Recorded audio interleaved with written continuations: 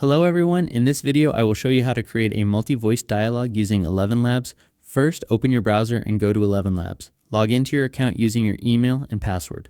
Once you are logged in, you will see the main dashboard. From here, go to the text-to-speech section. This is where you can create voice content. On the right side of the screen, find the model option. Click on it and select the 11v3 model. This model supports multi-speaker dialogue. Now you can start writing your script. Choose the first voice for your dialogue.